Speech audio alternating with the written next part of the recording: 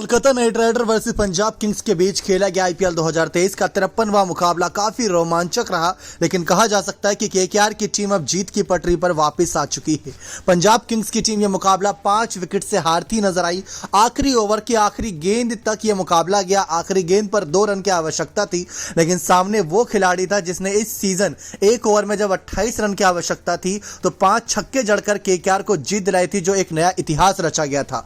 तो रिंकू सिंह सामने थे और रिंकू सिंह ने मुकाबले में जीत दिलाई। जीत के साथ यहां पर जो 2 रन बनाए उससे 2 पॉइंट्स भी मिलते नजर आए कोलकाता नाइट राइडर की टीम को, और इससे बहुत बड़ा केकेआर को फायदा मिलने वाला है, क्योंकि पॉइंट्स टेबल में जो 10 पॉइंट्स लेकर टीमें बैठी थी उसमें 4 टीमें थी, जिसमें राजस्थान, बेंगलोर, मुंबई और पंजाब। अब उन्हीं चारों टीमों के बाद यहां पर कोलकाता का नाम भी है, और सबसे बड़ी बात इन चारों टीमों में राजस्थान के बाद सबसे बेहतरीन net run rate Kolkata Knight Rider का है। तो इस बात को ध्यान रखना होगा बाकी खिलाड़ियों को। लेकिन बात करें इस मुकाबले में 179 रन ही बनाए थे, 180 रन बनाने थे केकेआर की टीम को। ईडन गार्डन का मैदान था जहां 190 150 से प्लस चेज हो जाता है, तो वही कुछ यहां पर नजारा भी मैदान पर देखने को मिला। चलिए आपको शुरुआत सारी जानकारी देते हैं, लेकिन उससे पहले अगर आप चैनल पर नए सब्सक्राइब नहीं किए तो जल्द से जल्द चैनल सब्सक्राइब कर दे, ताकि आप ऐसे ही लेटेस्ट अपडेट पा सकें। पीबीकेएस वर्सेस केकेआर के बीच ये मुकाबला खेला गया। आप सभी को बता दें ईडन गार्डन के मैदान पर, जहां टॉस जीतकर पहले पंजाब किंग्स ने बल्लेबाजी करने का निर्णय किया था। पंजाब किंग्स की टीम की अगर बात करें तो शिखर धवन की तो वापसी हो गई थी पिछले कुछ मुकाबलों में। उनके साथ प्रभसिमरन सिंह, शिखर धवन, भानुका राजपक्षा को आज रखा टीम में। तो वहीं Liam Livingstone, Jitesh Sharma, Sam Curran, Shahrukh Khan, Harpreet Brar, Rishi Dhawan, Rahul Chahar और अर्शदीप सिंह हमें देखने को मिले। साथ ही साथ इनके पास बेंच पर भी कई दमदार खिलाड़ी जैसे सिकंदर रजा, अथर्वा चेड़े, नेथन एलिस जैसे खिलाड़ी मौजूद हैं इनके पास, तो उनमें से किसी को भी इंपैक्ट प्लेयर रख सकते थे। लेकिन कोलकाता नाइट राइडर की बात करें तो उन्होंने अपना इंपैक्ट प्लेयर जेसन रॉय को बनाया था। केकेआर की playing 11 Rahmanullah Gurbaz, Venkatesh Iyer, Nitish Rana, Rinku Singh, Andre Russell, Sunil Narine, Shardul Thakur, Vaibhav Arora, Harshit Rana, Shreyas Sharma और वरुण चक्रवर्ती थे, और जेसन रॉय इनके इंपैक्ट प्लेयर के रूप में नजर आ रहे थे। वहीं पंजाब किंग्स के इंपैक्ट प्लेयर थे नेथन एलिस। अब पहले बल्लेबाजी करने उतरी पंजाब किंग्स की टीम ने 179 रन 7 विकेट के नुकसान पर बनाए। शुरुआत प्रभसिमरन सिंह और शिखर धवन ने करी, जहां 8 गेंदों में 12 रन प्रभसिमरन ने मारे थे, 3 चौके मारे थे, बाउंड्री परसेंटेज 100 था। लेकिन हर्षित राणा ने इनका विकेट चटकाया, रहमानुल्लाह गुरबाज ने कैच पकड़ा। पहला विकेट 21 रन पर ही मिल गया था केकेआर की टीम को। पावर प्ले के अंदर 3 विकेट गिरे थे केकेआर के, यहां पर पंजाब किंग्स के खिलाफ कहीं ना कहीं केकेआर गेंदबाजों ने लिए थे। बहुत शानदार तीनों विकेट थे, जहां पर साफ देखने को मिला पहले प्रभसिमरन सिंह आउट हुए, फिर भानुका राजपक्षा जिनको बड़े लंबे समय के बाद मौका मिला, बिना खाता खोले वापस लौट गए। हर्षित राणा ने उन्हें चलता कर दिया था। जिस तरीके से यहां पर बैक टू बैक मिलती ओवर में विकेट नजर आई, हर्षित राणा को खुश थे काफी। तो वहीं लियाम लिविंगस्टन का विकेट भी वरुण चक्रवर्ती ने चटका दिया था। 9 गेंदों पर 15 रन ही लियाम लिविंगस्टन बना पाए थे, 3 चौके की बदौलत। लेकिन शिखर धवन ने अच्छी पारी खेली थी, कप्तानी पारी, लेकिन उनका साथ किसी और ने ज्यादा नहीं दिया। जितेश शर्मा जो इस सीजन बहुत अच्छे स्ट्राइक रेट के साथ खेल रहे हैं, उनका सीजन 161 के प्लस का स्ट्राइक रेट देखने को मिल रहा है। तो यहां पर उन्होंने 18 गेंद में 21 रन की पारी 2 छक्के की बदौलत खेली। 116 का ही यहां पर आज स्ट्राइक रेट रहा। चक्रवर्ती ने इनका विकेट लिया। सैम करन ने 9 गेंद पर 4 रन बनाया था। बहुत ही एक धीमी पारी थी, थोड़ा बड़ी पारी खेलते शायद स्कोर 200 ही पहुंच सकता था। ऋषि धवन ने 11 गेंद में 19 बनाए थे, 1 चौके 1 छक्के की बदौलत। आप भी सोच रहे होंगे सब अभी तक बहुत कम बना कर गए, इसके बावजूद भी कैसे यहां पर पंजाब ने 179 बनाए। तो धवन ने 47 गेंद में 57 रन 9 चौके 1 छक्के की बदौलत मारा। 121 का उनका स्ट्राइक रेट था। आईपीएल में इनका यह 50वां अर्धशतक था। इसके अलावा 2 शतक भी लगा चुके हैं।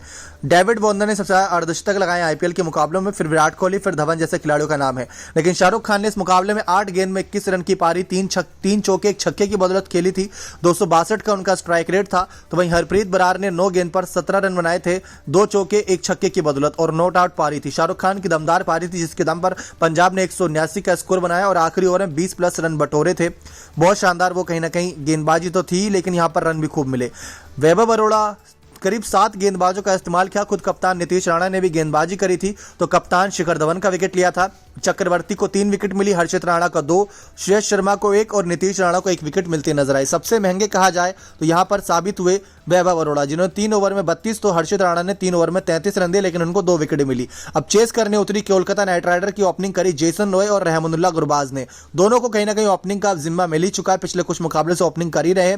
तो जेसन रॉय ने 24 गेंद में 38 रन की पारी 8 चौके की बदौलत खेली। 158 का उनका स्ट्राइक रेट था। हरप्रीत बरार ने उनका विकेट चटकाया था। शाहरुख खान ने कैच पकड़ा था, लेकिन रहमानुल्लाह गुरबाज का पहला विकेट गिरा था। जो 12 गेंद में 15 रन बनाकर एक चौके एक छक्के की बदौलत आउट हुए थे। 125 के स्ट्राइक रेट से बल्लेबाजी कर रहे थे। नेथन एलिस ने इनका विकेट चटकाया था एलबीडब्ल्यू के रूप में। तो वहीं कप्तान नीतीश राणा ने कप्तानी पारी खेली, नंबर 3 पर आए थे। आज के मुकाबले में बहुत कम देखने को मिलता है नंबर 3 पर, वैसे नंबर 4 या नंबर 5 पर आते हैं बल्लेबाजी करने, क्योंकि इनसे ऊपर कभी सुनील नरेन चले जाते हैं, कभी वेंकटेश अय्यर आ जाते हैं, कभी रिंकू सिंह आ जाते हैं, कभी रसल आ जाते हैं, कभी ठाकुर को भेज देते हैं। तो कभी देखने को मिलता है यहाँ पर जगदीशन के बाद यहाँ पर गुरबाज को उतारा जाता है, लेकिन आज नंबर 3 पर आए, अच्छी पारी खेली। पहला विकेट 38 रन पर गिरा, दूसरा विकेट 64 रन पर, लेकिन उसके बाद थोड़ी देर पार्टनरशिप बनी वेंकटेश अय्यर और नीतीश राणा के बीच। उसमें वेंकटेश अय्यर ने कोई रन तो नहीं बनाया था, उन्होंने 13 गेंद में 11 रन ही बनाए थे, लेकिन सामने खड़े नीतीश राणा ने काफी अच्छे रन बनाए थे। 38 गेंद में 51 रन की पारी, 6 चौके एक छक्कों की बदौलत। तो वहीं आंद्रे रसल ने लास्ट में जो उनका तूफान आया उसके दम पर टीम मैच जीतती नजर आई। आंद्रे रसल का पूरा साथ दिया रिंकू सिंह ने। जी हां, बात करें रसल की तो रसल ने 23 गेंद में 42 रन, 3 चौके 3 छक्कों की बदौलत 182 के स्ट्राइक रेट से मारे।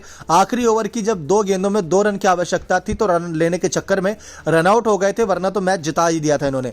रिंकू सिंह ने 10 गेंद में 21 रन, 2 चौके एक छक्के की बदौलत मारा। लास्ट में जब 1 गेंद में 2 रन चाहिए था तो इन्होंने शानदार चौका मारकर मैच खत्म किया था। शार्दुल ठाकुर बिना खाता खोले नाबाद खड़े थे। एक ओवर कराया था हरप्रीत बरार ने, लेकिन 4 रन दिए थे और 1 विकेट चटकाया था, फिर उसके बाद ओवर नहीं मिला। नेथन एलिस ने 1 विकेट चटकाया। सैम करन बड़े महंगे रहे, 3 ओवर में 44 रन लुटाए। तो राहुल चहर ने 4 ओवर में 23 रन देकर 2 विकेट चटकाए, लेकिन आखिरी ओवर में 6 रन डिफेंड करने थे। उसके बावजूद अर्शदीप सिंह अगर आखिरी गेंद तक ले गए तो तारीफ योग्य गेंदबाजी है इस खिलाड़ी की। कई बार डिफेंड भी हो जाते हैं, लेकिन यहां पर किस्मत साथ नहीं दी, क्योंकि सामने इस समय किस्मत रिंकू सिंह का साथ दे रही है। अब बात करें किस तरीके से यहां पर जो 19वां ओवर था वो बहुत ही ज्यादा महंगा रहा था। अगर उस 19वें ओवर में रन नहीं आते सैम करन के तो शायद ये मुकाबला कहीं ना कहीं केकेआर के पक्ष में होता, क्योंकि उस 19वें ओवर में देखा जाए तो करीब 20 रन बने थे, जिसमें 3 छक्के और 2 चौके थे। 26 रन 12 गेंदों में चाहिए थे, लेकिन जब आपको 19वें ओवर में 20 रन मिल जाए तो उसके बाद आखिरी ओवर में ज्यादा कुछ बचता नहीं है। अर्शदीप के हाथ में अगर 10 रन डिफेंड करने को हो तो शायद तब वो जितवा देते। आप अपनी राय कमेंट सेक्शन पे दीजिएगा कि क्या सचमुच अर्शदीप 10 रन डिफेंड कर देते या नहीं।